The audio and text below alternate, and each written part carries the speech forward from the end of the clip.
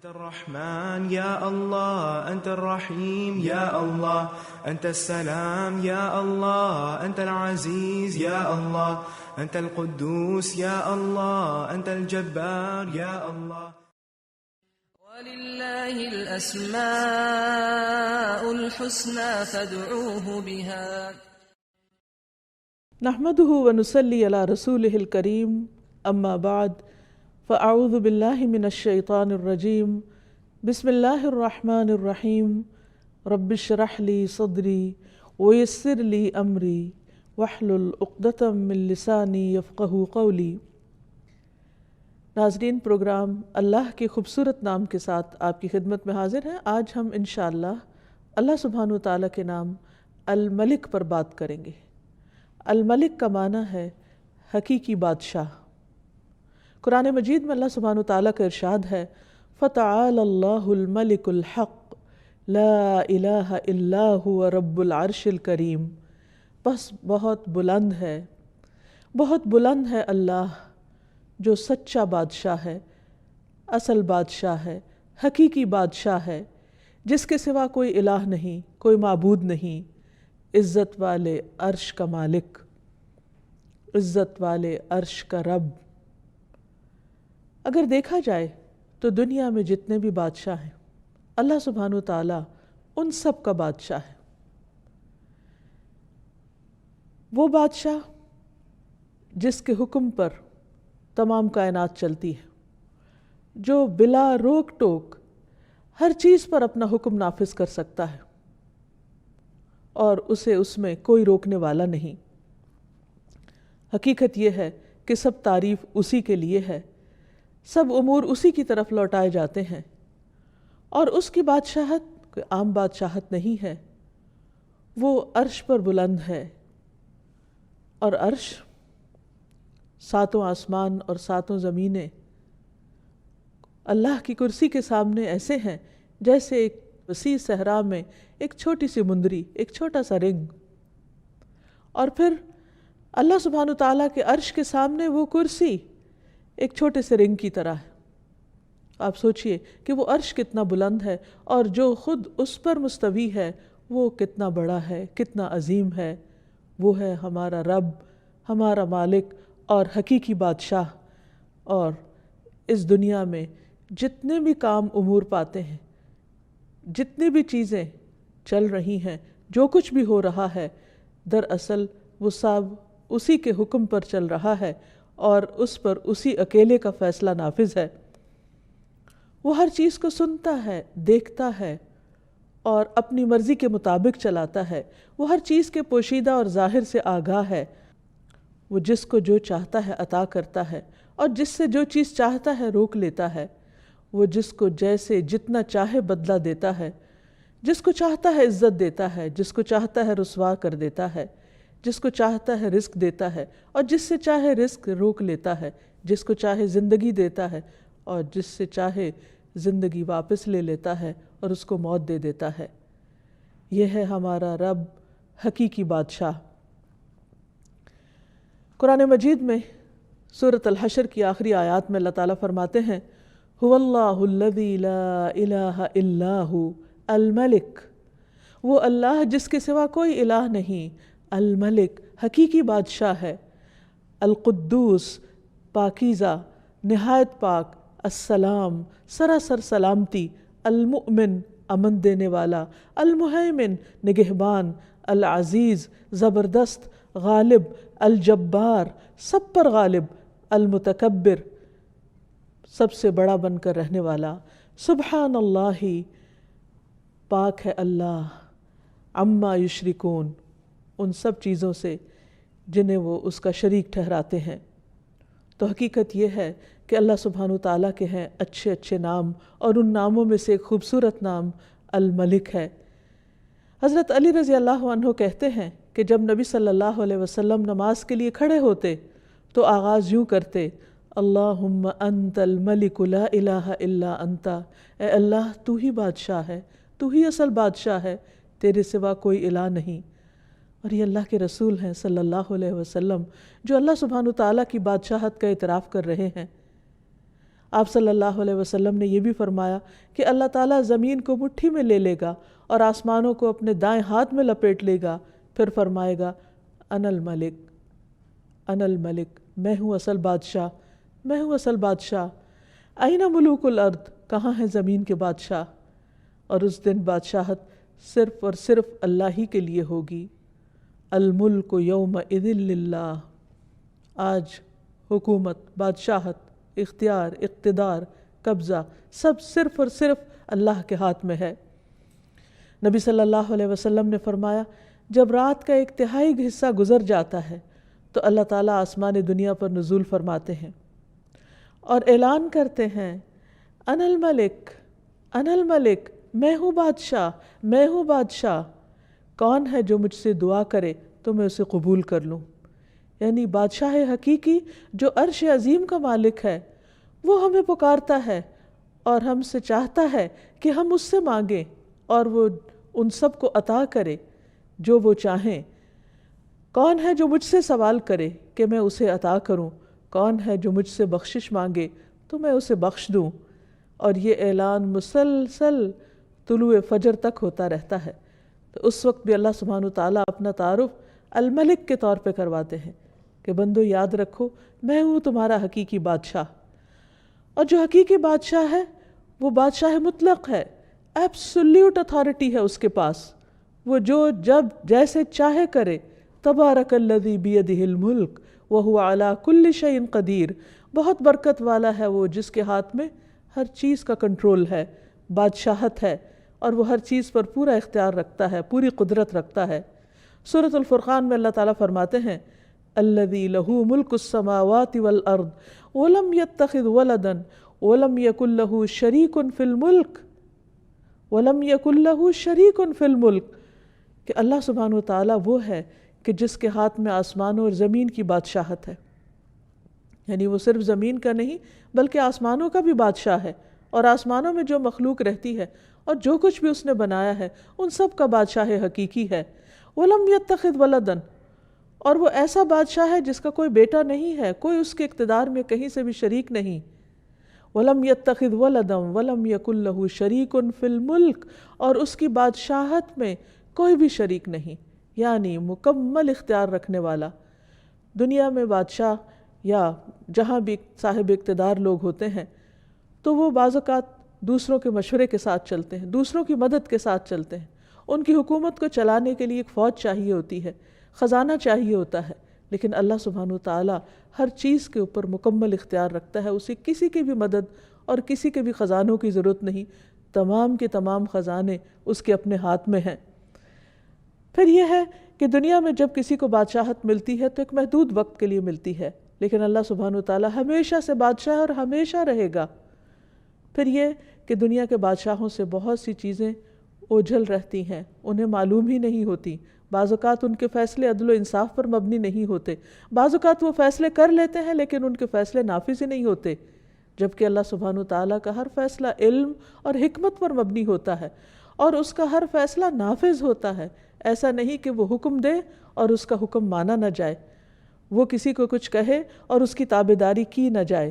ہاں، وقتی طور پر اگر انسان کو کچھ اختیار حاصل ہے تو وہ بھی بہت محدود ہے اور اس کے بارے میں بھی اس سے پوچھا جائے گا۔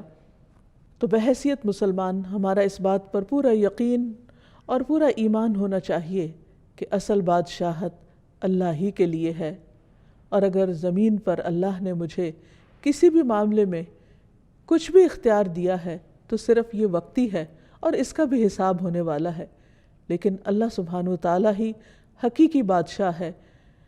سورۃ المؤمنون میں آتا ہے، اللہ تعالیٰ فرماتے ہیں قُلْ مَنْ بِيَدِهِ مَلَكُوتُ كُلِّ شَيْءٍ وَهُوَ يُجِيرُ وَلَا يُجَارُ عَلَيْهِ، ان سے پوچھئے بتاؤ بادشاہی کس کے ہاتھ میں ہے، بادشاہ کون ہے، اور وہ کون ہے جو پناہ دیتا ہے اور اس کے مقابلے میں کسی کو پناہ نہیں مل سکتی۔ سورۃ یاسین میں اللہ تعالیٰ فرماتے ہیں فَسُبْحَانَ الَّذِي بِيَدِهِ مَلَكُوتُ كُلِّ شَيْءٍ وَإِلَيْهِ تُرْجَعُونَ، پاک ہے وہ اللہ، وہ ذات جس کے ہاتھ میں ہر چیز کی بادشاہت ہے، ہر چیز پر وہ چھایا ہوا ہے، ہر چیز پر غالب ہے، ہر چیز پر اس کا حکم چلتا ہے، اور تم سب اسی کی طرف لوٹائے جاؤ گے، اسی کے پاس پہنچو گے، پھر وہ تم سے حساب لے گا، تم سے پوچھے گا۔ اور جہاں تک اختیارات کا تعلق ہے تو دنیا میں جتنے بھی بادشاہ ہیں ان کے پاس جو بھی خزانے ہیں وہ محدود ہیں اور وہ ختم ہو جاتے ہیں، اور ان کو بھرنے کے لیے انہیں مختلف وسائل اختیار کرنے پڑتے ہیں، جبکہ اللہ سبحانہ وتعالی اس کو خرچ کرنے کے لیے کسی سے کچھ لینے کی ضرورت نہیں ہوتی۔ ایک روایت میں آتا ہے رسول اللہ صلی اللہ علیہ وسلم نے فرمایا، اللہ کا ہاتھ بھرا ہوا ہے، اسے رات دن کی بخشش کم نہیں کرتی، وہ دن کو بھی دیتا ہے، وہ رات کو بھی دیتا ہے، اور یہ دینا اس کے خزانوں میں کمی نہیں کرتا۔ آپ نے فرمایا، کیا تمہیں معلوم ہے کہ جب اس نے آسمان و زمین پیدا کیا اور جب سے پیدا کیے اس نے کتنا کچھ خرچ کیا؟ یعنی جب سے یہ دنیا بنی ہے اس نے کیا کچھ نہیں دیا، وہ دیتا ہی چلا جا رہا ہے۔ عام طور پر دنیا میں وقتی طور پر جب کسی کو اقتدار ملتا ہے یا بادشاہت ملتی ہے تو اس کے پاس جو بھی خزانہ ہوتا ہے یا خرچ کرنے کو ہوتا ہے وہ محدود ہوتا ہے، اور بعض اوقات خرچ کرنے کے بعد وہ ختم بھی ہو جاتا ہے، اور اس خزانے کو بھرنے کے لیے مختلف طرح کے ہیلے کرنے پڑتے ہیں۔ لیکن اللہ سبحانہ وتعالیٰ کسی کا بھی محتاج نہیں، وہ دن رات خرچ کرتا ہے لیکن اس کے خزانوں میں کسی قسم کی کوئی کمی واقع نہیں ہوتی۔ رسول اللہ صلی اللہ علیہ وسلم نے فرمایا، اللہ تعالیٰ کا ہاتھ بھرا ہوا ہے اور وہ اس میں سے دن رات خرچ کرتا ہے، لیکن تمہیں معلوم ہے کیا کہ جب سے اس نے آسمان و زمین پیدا کیے ہیں اس نے کتنا خرچ کیا ہے؟ اس نے بھی اس میں یعنی اس وقت سے خرچ کرنے نے اس میں کوئی کمی نہیں کی، یعنی اس کا ہاتھ پھر بھی بھرا ہوا ہے، وہ جتنا بھی دیتا چلا جائے اس کے خزانے کم نہیں ہوتے، وہ کسی کا محتاج نہیں، اسے کسی سے قرض نہیں لینا ہوتا، اسے کسی سے لے کر نہیں دینا، وہ پوری طرح مالک بھی ہے اور پھر بادشاہ بھی ہے۔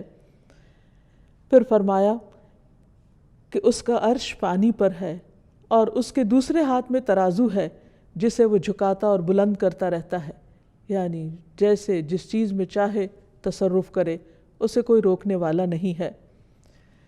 اس کے برعکس بندوں کی بادشاہت بہت محدود ہے، وقت کے اعتبار سے بھی اور ان کے پاس جو اختیارات ہیں اس کے اعتبار سے بھی۔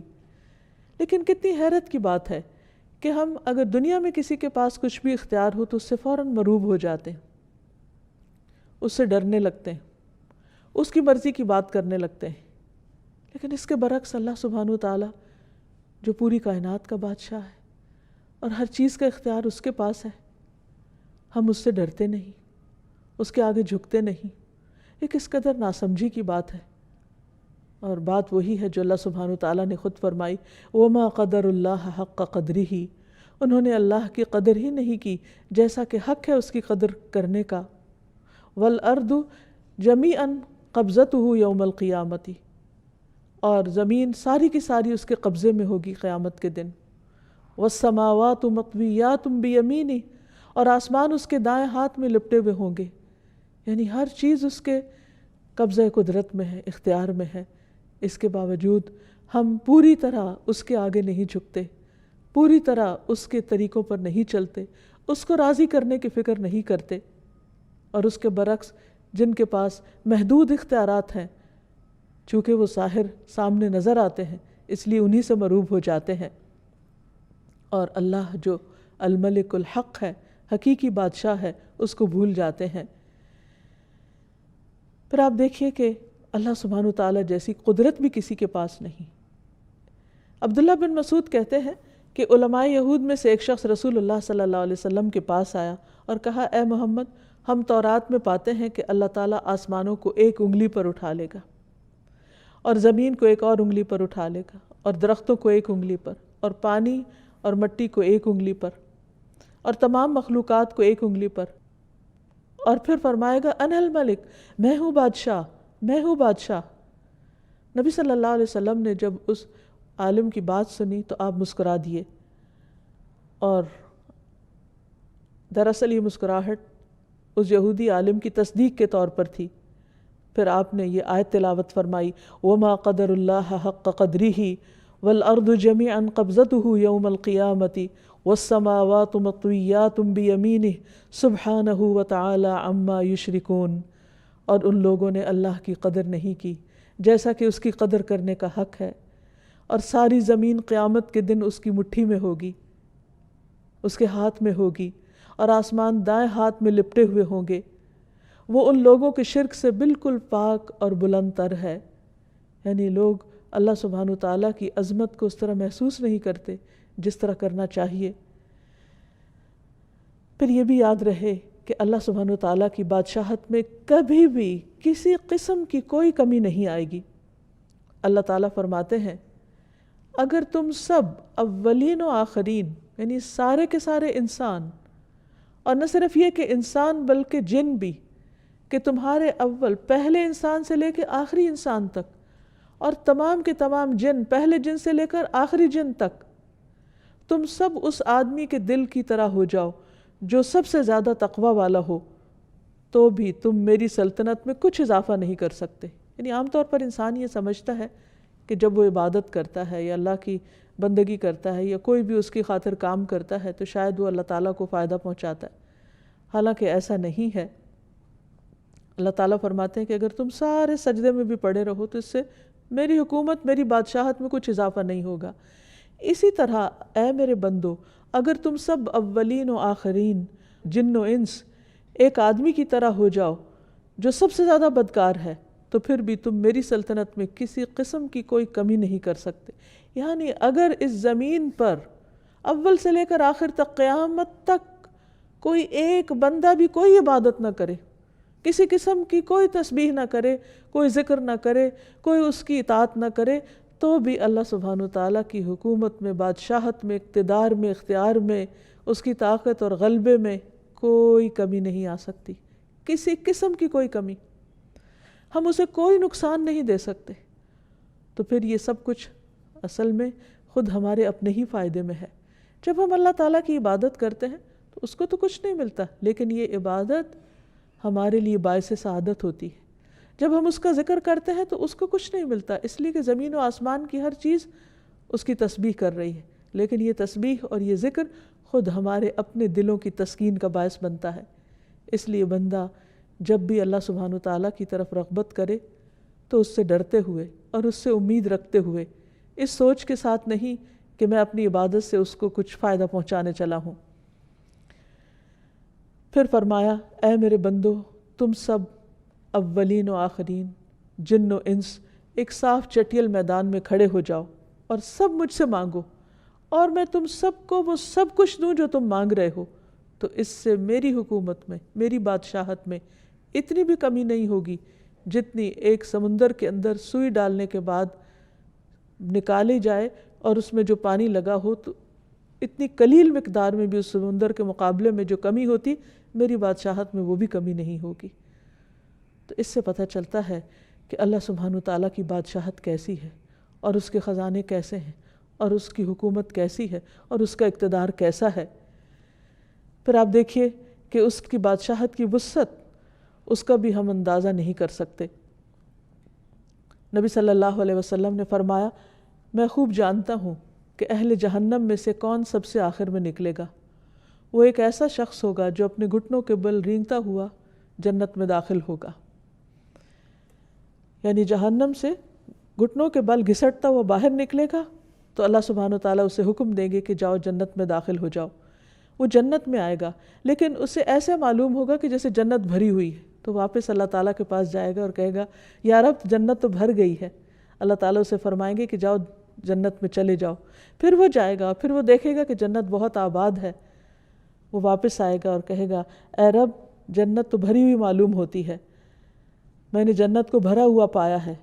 تو اللہ تعالیٰ پھر فرمائے گا کہ جاؤ جنت میں داخل ہو جاؤ، میں تمہیں دنیا کی مانند اور اس سے 10 گنا زیادہ دیتا ہوں۔ سوچئے اس دنیا میں کیا کچھ، یعنی عام طور پر ایک انسان کے بس میں نہیں کہ وہ ایک انسان کیا، آج تک اتنی تحقیقات ہوئیں، اتنا کچھ انسانوں نے پڑھا لکھا، بڑی بڑی یونیورسٹیاں قائم ہوئیں، لیکن پوری زمین کو ایکسپلور نہیں کر سکے اور اس کے پورے خزانوں کو بھی۔ تو اللہ سبحانہ وتعالیٰ جہنم سے نکلنے والے آخری شخص سے فرمائے گا کہ جاؤ میں تمہیں دنیا اور اس جیسی 10 دنیایں تمہیں دیتا ہوں، اور یہ وہ ہے جو سب سے آخر میں جنت میں پہنچنے والا ہوگا۔ تو آپ خود سوچئے کہ جن کو جنت الفردوس عطا ہوئی اور جن کو جنت کے بلند درجات نصیب ہوئے، ان کو کیا کچھ اللہ تعالیٰ عطا فرمائیں گے۔ یہ ہے اصل بادشاہ، حقیقی بادشاہ، کہ جس کو جتنا دینا چاہے وہ دے سکتا ہے، اور سب کچھ دینے کے بعد بھی اس کے اپنے خزانوں میں کچھ کمی واقع نہیں ہوتی۔ تو وہ شخص اس پر بہت حیران ہو جائے گا اور کہے گا کہ یا رب تو مجھ سے مذاق کرتا ہے، واقعی اتنا کچھ، یعنی اسے یقین نہیں آئے گا کہ اتنا کچھ بھی مل سکتا ہے۔ تو اس بات پر نبی صلی اللہ علیہ وسلم جب یہ بیان کر رہے تھے تو آپ بھی ہنسنے لگے اور آپ کے سامنے کے دندان مبارک ظاہر ہو گئے، اور آپ کہا کرتے تھے یہ جنت میں سب سے کم درجے والے کا حال ہے، سب سے کم درجے والے کا۔ اور آج انسان دنیا کی حقیر چیزوں کے پیچھے اپنا دین ایمان بیچ ڈالتا ہے اور اللہ سبحانہ وتعالیٰ کو ناراض کر دیتا ہے، اور یہ بھول جاتا ہے کہ اصل اختیار غلبہ اللہ سبحانہ وتعالیٰ کے پاس ہے، اور وہ اپنے فیصلوں میں خود مختار ہے، جو چاہے کرے۔ اللہ سبحانہ وتعالیٰ وقتی طور پر دنیا میں جب کسی کو کوئی بھی نعمت دیتا ہے تو عام طور پر شیطان اس کے دل میں غرور اور تکبر ڈالنے لگتا ہے، اور اگر کچھ اختیار اور اقتدار مل جائے تو یہ چیز اور بڑھنے لگتی ہے، اور اللہ سبحانہ وتعالیٰ کو بندوں کی یہی چیز پسند نہیں۔ رسول اللہ صلی اللہ علیہ وسلم نے فرمایا، اللہ عز و جل فرماتے ہیں کہ تکبر میری چادر ہے اور عظمت میری ازار ہے، پس جو کوئی مجھ سے اس کے بارے میں جھگڑا کرے گا میں اسے آگ میں پھینک دوں گا۔ یعنی کسی بھی شخص کو خدا بننے کی ضرورت نہیں۔ اگر کوئی اپنے آپ کو خود مختار اور مالک الملک سمجھتا ہے کہ سب حکومت اور سب اختیار اور سب اقتدار میرے پاس ہے اور مجھے کوئی نقصان نہیں دے سکتا، یا میں سب کچھ کر سکتا ہوں، تو اس سے بڑی غلط فہمی کوئی نہیں۔ دنیا میں انسان کو چھوٹی یا بڑی کوئی بھی جو نعمت ملے، ہمیشہ انسان ہمبل رہے، شکر ادا کرتا رہے، اسے اللہ کی دی ہوئی نعمت سمجھے، اور اپنے آپ کو کبھی بھی اس کا حقیقی مالک نہ سمجھے۔ جو کچھ ہے عارضی طور پر ہے، ایک امتحان کے لیے ہے، اور جلد ہمارے ہاتھوں سے نکل جانے والا ہے۔ اس لیے اصل اختیار اللہ کے پاس ہے۔ پھر اسی طرح یہ بھی یاد رہے کہ اللہ سبحانہ وتعالیٰ کی بادشاہت ایسی بادشاہت ہے کہ جس میں حکم دینے یا روکنے اور کسی بھی چیز کو کرنے کا مکمل اختیار اس کے پاس ہے۔ ارشاد باری تعالیٰ ہے، بدیع السماوات والارض وَإِذَا قَضَىٰ أَمْرًا فَإِنَّمَا يَقُولُ لَهُ كُن فَيَكُونُ۔ آسمانوں اور زمین کا موجد ہے، اور جب کسی کام کے کرنے کا فیصلہ کر لیتا ہے تو بس اتنا کہتا ہے کہ ہو جاؤ، اور وہ ہو جاتی۔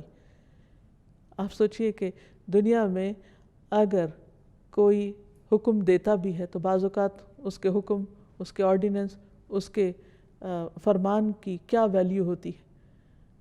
بعض اوقات پوری پوری قوتیں صرف کر کے بھی ایک قانون کو نافذ نہیں کیا جا سکتا، جبکہ اللہ سبحانہ وتعالیٰ صرف اتنا ارادہ کرتے ہیں کہ ہو جاؤ، اور صرف کلمہ کن فرماتے ہیں اور سب کچھ ہو جاتا ہے، اور کوئی اس کو روکنے والا نہیں ہوتا۔ اور اسی لیے ہم ہر نماز کے بعد جو دعا پڑھتے ہیں یا پڑھنے کا حکم دیا گیا کہ اللہم لا مانع لما اعطیت ولا معطی لما منعت ولا ينفع ذا الجد منک الجد۔ اے اللہ، جسے تو دے اسے کوئی روکنے والا نہیں، اور جس سے تو روک دے اسے کوئی دینے والا نہیں، اور کسی مالدار کو اس کا مال تیری بارگاہ میں کوئی فائدہ نہ دے سکے گا۔ یعنی اگر دنیا میں کسی کے پاس کچھ بھی ہے تو وہ دنیا ہی کے چند دن کے فائدے کے لیے ہے، آخرت میں وہ مال دے کر اللہ کو راضی نہیں کر سکتا۔ پھر آپ دیکھیے کہ مخلوق پر، یعنی انسان ہو یا باقی حیوانات ہو یا جو بھی اللہ سبحانہ وتعالیٰ نے چیزیں بنائی ہیں، بڑے بڑے ستارے اور سیارے جن کی بڑائی کے بارے میں آج انسان تھوڑا بہت کچھ جانتا ہے، تو ان سب کو کنٹرول کس نے کیا ہوا ہے؟ ان سب پر کس کا حکم چل رہا ہے؟ اور کس نے ان کے لیے جو ضابطہ بنایا اس پر وہ مکمل طور پر پابند بھی ہیں اور اس میں کسی قسم کی کمی بیشی نہیں کرتے۔ اللہ سبحانہ وتعالیٰ خود اس کے بارے میں فرماتے ہیں، الم تعلم، کیا تم جانتے نہیں ہو، ان اللہ لہ ملک السماوات والارض، کہ اللہ سبحانہ وتعالیٰ ہی کے لیے آسمان و زمین کی بادشاہت۔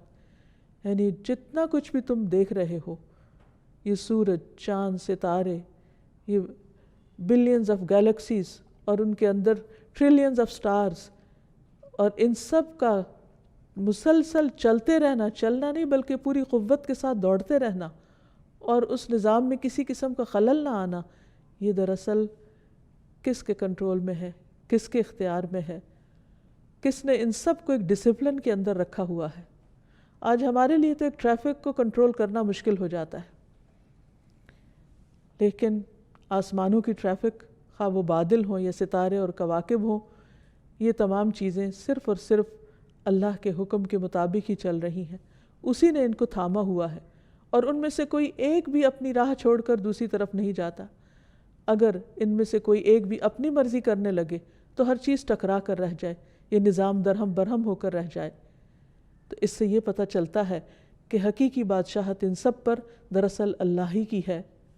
فرمایا یعذب من یشاء ویغفر لمن یشاء، جس کو چاہتا ہے عذاب دیتا ہے اور جسے چاہے بخش دیتا ہے۔ واللہ علی کل شیء قدیر، اور اللہ ہر چیز پر پوری قدرت رکھتا ہے۔ پھر اسی طرح رزق کے سارے معاملات بھی اسی کے اختیار میں ہیں۔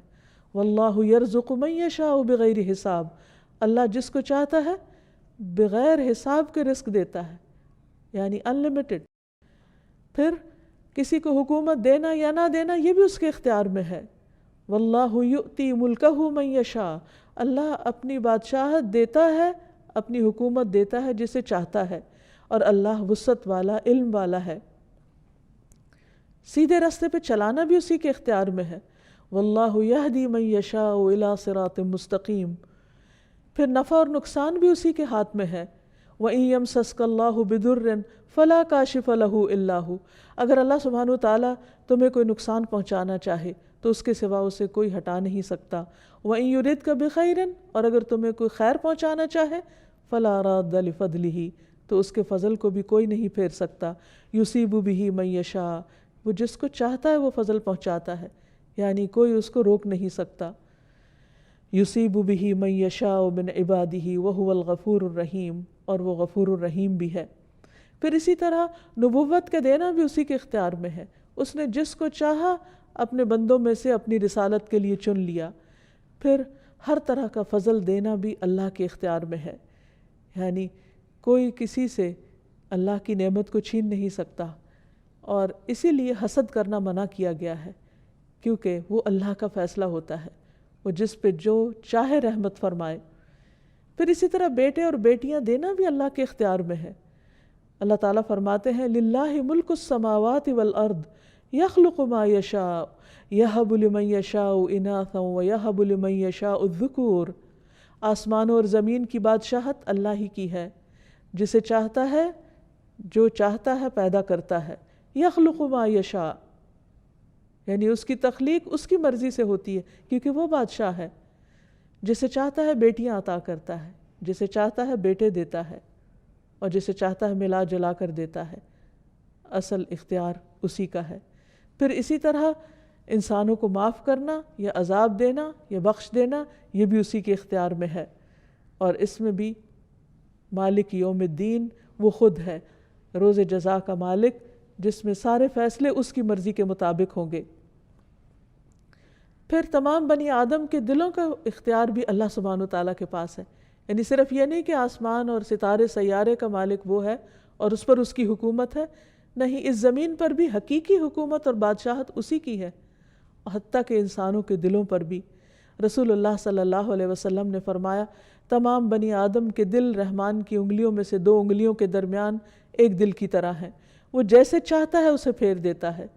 پھر آپ صلی اللہ علیہ وسلم نے فرمایا اللہم مصرف القلوب صرف قلوبنا علی طاعتک، اے اللہ جو دلوں کا پھیرنے والا ہے، ہمارے دلوں کو اپنی اطاعت پر پھیر دے، یعنی اس کی طرف موڑ دے، کیونکہ اللہ کے لیے کچھ بھی ناممکن نہیں، ہر چیز اسی کے اختیار میں ہے۔ پھر یہ بھی یاد رہے کہ اللہ سبحانہ وتعالیٰ کو کوئی مجبور کرنے والا نہیں۔ دنیا کے بادشاہ بعض اوقات وہ مجبور ہوتے ہیں، وہ اپنے حواریوں اور اپنے دوسرے مددگاروں کی مرضی کے مطابق فیصلے کرتے ہیں، بعض اوقات وہ اپنی خواہش کے مطابق فیصلے بھی نہیں کر سکتے، لیکن اللہ سبحانہ وتعالیٰ کی بادشاہت ایسی بادشاہت ہے کہ جس میں وہ جس کو جو چاہے عطا کر دے، جو چاہے فیصلہ کر دے، کوئی اس کے فیصلوں پر حاوی نہیں ہو سکتا۔ نبی صلی اللہ علیہ وسلم نے فرمایا تم میں سے کوئی کبھی یوں نہ کہے کہ اے اللہ اگر تو چاہے تو مجھے معاف کر دے، تو چاہے تو مجھ پر رحم فرما. نہیں، بلکہ پورے عزم سے مانگے، کیونکہ اللہ جو چاہے کرتا ہے، وہ جو چاہے کرتا ہے، کوئی اسے مجبور کرنے والا نہیں.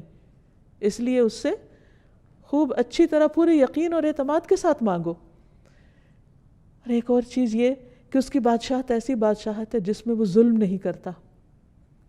دنیا میں اگر انسان کو چند انسانوں پر بھی کچھ اختیار مل جائے تو اس اختیار کی وجہ سے بعض اوقات وہ ان کے حقوق مارنے لگتا ہے یا ان پر ظلم کرنے لگتا ہے، ان کو اپنے کنٹرول میں لینے لگتا ہے.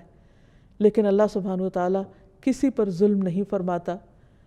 ابی رضی اللہ عنہ کہتے ہیں اگر اللہ اپنے آسمان والوں اور زمین والوں کو عذاب دینا چاہے تو وہ دے سکتا ہے، اور وہ ان پر ظلم کرنے والا نہ ہوگا. اور اگر وہ ان پر رحم کرنا چاہے تو کر سکتا ہے، تو اس کی رحمت ان کے لیے ان کے اعمال سے زیادہ بہتر ہے. تو بہرحال اگر ہمیں یہ یقین ہو جائے کہ حقیقی بادشاہ وہ ہے تو پھر ہم سب اس کے آگے عاجزی کرنے والے ہوں، اس سے ڈرنے والے ہوں، اس سے مانگنے والے ہوں، اور اسی کے سامنے اپنی حاجات رکھنے والے ہوں. جیسا کہ ہم دیکھتے ہیں کہ بڑے بڑے پیغمبروں نے جنہیں اللہ سبحانہ وتعالیٰ نے دنیا میں بادشاہت عطا کی، انہوں نے بھی اپنی ساری دعائیں اور حاجتیں اس حقیقی بادشاہ کے سامنے رکھی. مثلا یوسف علیہ السلام، اللہ سبحانہ وتعالیٰ نے ان کو ایسی حکومت عطا کی کہ جس میں پورا اختیار دیا، لیکن انہوں نے کیا مانگا؟ رب قد آتیتنی من الملک وعلمتنی من تأویل الاحادیث فاطر السماوات والارض انت ولی فی الدنیا والآخرہ توفنی مسلما والحقنی بالصالحین. اے میرے رب، بے شک تو نے مجھے حکومت سے حصہ دیا اور باتوں کی اصل حقیقت سے سکھایا، یعنی باتوں کی تہ تک پہنچنا سکھایا. آسمان اور زمین کے پیدا کرنے والے، دنیا اور آخرت میں تو ہی میرا مددگار ہے. یعنی انہیں اپنی بادشاہت پر کسی قسم کا کوئی فخر نہیں تھا، اور انہوں نے اسے کوئی اپنی ذاتی ملکیت نہیں سمجھا، بلکہ کیا کہا کہ یہ سب کچھ دراصل تیری ہی مدد سے تھا. تو مجھے اسلام کی حالت میں فوت کرنا، یعنی میرے لیے سعادت کیا ہے کہ میں تیرا بندہ بن کے جیوں اور میری موت بھی تیری بندگی میں آئے، تیری فرما برداری میں آئے، اور تو مجھے نیک لوگوں کے ساتھ ملا. یعنی دنیا کی بادشاہت پر انہوں نے کس چیز کو فوقیت دی؟ اللہ سبحانہ وتعالیٰ کی رضا کو اور نیک بندوں کی صحبت کو. سلیمان علیہ السلام، جن کے لیے اللہ سبحانہ وتعالیٰ نے ہر چیز کو مسخر کر رکھا تھا، ہواؤں کو مسخر کر رکھا تھا، جنات کو مسخر کر رکھا تھا، پرندوں کو، ہر طرح کی فوجیں تھیں ان کے پاس، لیکن وہ اللہ کے فرما بردار بندے تھے. وہ کیا دعا کرتے ہیں؟ رب اغفر لی وہب لی ملکا لا ينبغی لأحد من بعدی انک انت الوہاب. وہ بھی اللہ ہی سے مانگتے ہیں، اے رب مجھے بخش دے. کس قدر عاجزی ہے، سب کچھ ہوتے ہوئے بھی کہتے یا رب مجھے بخش دے، اور ایسی بادشاہت دے جو میرے بعد کسی کے لائق نہ ہو. یقیناً تو بہت عطا کرنے والا ہے. یعنی ایک طرف اپنی بخشش اور دوسری طرف جو ان کے دل میں تھا انہوں نے مانگا اور پورے یقین کے ساتھ مانگا. پھر اسی طرح ذوالقرنین، اللہ سبحانہ وتعالیٰ نے ان کو بھی بہت کچھ اختیار دیا، اور یہاں تک دیا کہ تو لوگوں کے بارے میں جیسا بھی تصرف کرنا چاہے کرے. لیکن انہوں نے بھی کس طرح اللہ سبحانہ وتعالیٰ کو راضی کرنے کے لیے بندوں کے ساتھ احسان کیا اور اپنے اقتدار سے کسی طرح کا ناجائز فائدہ نہیں اٹھایا. تو اصل بندے اللہ کے پسندیدہ وہی ہیں کہ جو سب کچھ رکھتے ہوئے بھی حقیقی بادشاہ اللہ تعالیٰ ہی کو سمجھیں. پھر اللہ سبحانہ وتعالیٰ جب اس سے اس نام کے ساتھ دعا کی جاتی ہے تو وہ اس کو پسند فرماتا ہے. حضرت علی رضی اللہ تعالیٰ عنہ نے نبی صلی اللہ علیہ وسلم کی جو دعا نماز کے شروع میں کوٹ کی ہے، اس میں اللہ تعالیٰ کے حضور کس طرح عاجزی اور انکساری کا اظہار ہے. اللہم انت الملک، اے اللہ تو ہی بادشاہ ہے. لا الہ الا انت، تیرے سوا کوئی الہ نہیں. انت ربی، تو میرا رب ہے. وانا عبدک، اور میں تیرا بندہ ہوں.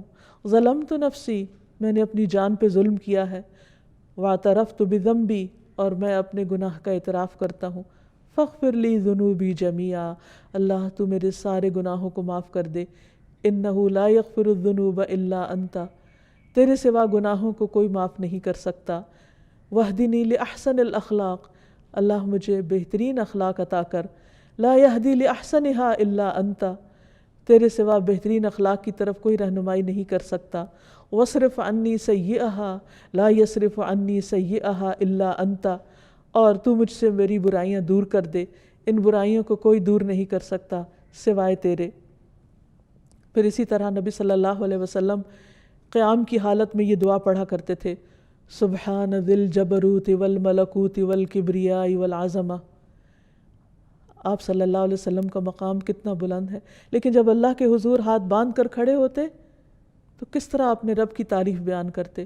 سبحان ذی الجبروت والملکوت والکبریاء والعظمہ، پاک ہے وہ جو طاقت والا، سلطنت والا، کبریائی والا اور عظمت والا ہے. جو شخص جتنی زیادہ اللہ کی معرفت رکھتا ہے اتنے ہی خوبصورت الفاظ میں اللہ سبحانہ وتعالیٰ کو یاد کرتا ہے. پھر اسی طرح جو اللہ سبحانہ وتعالیٰ کے پسندیدہ کلمات ہیں ان میں سے لا الہ الا اللہ وحدہ لا شریک لہ لہ الملک ولہ الحمد وہو علی کل شیء قدیر ہے. نبی صلی اللہ علیہ وسلم جب نماز کے بعد سلام پھیرتے تو یہ کلمہ پڑھا کرتے تھے ہر نماز کے بعد کہ اللہ کے سوا جو صرف ایک ہے، کوئی اور معبود نہیں، اس کا کوئی شریک نہیں، لہ الملک، ساری بادشاہت اسی کی ہے اور سب تعریف بھی اسی کی ہے اور وہ ہر چیز پر قادر ہے. پھر صبح شام کی دعاؤں میں بھی نبی صلی اللہ علیہ وسلم جو کلمات پڑھتے، امسینا و امسى الملک للہ، کہ ہم نے شام کی اور ساری ملک نے، یعنی اللہ کی جتنی بھی بادشاہت میں جو اختیار ہے ہر چیز نے اللہ ہی کے لیے شام کی، یعنی اللہ ہی کے حکم کے مطابق، والحمد للہ، اور ساری تعریف اللہ کے لیے. اور پھر آگے مزید دعا بھی ہے.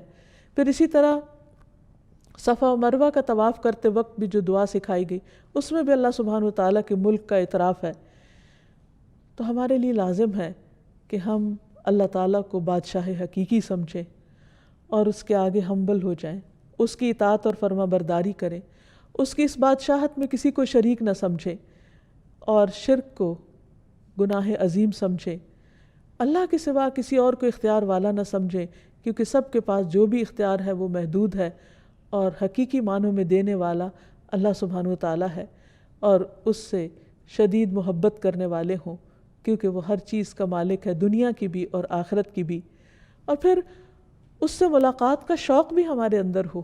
جب دنیا میں کسی بڑے انسان کے بارے میں ہم سنتے ہیں تو اس سے ملنے کا شوق ہوتا ہے، اس کے قریب ہونے کا شوق ہوتا ہے، لیکن کیا ہم اللہ کی بڑائی کو سمجھتے نہیں کہ اس کے قرب اور اس کی ملاقات کا کوئی شوق نہیں ہمارے دل میں؟ نہیں.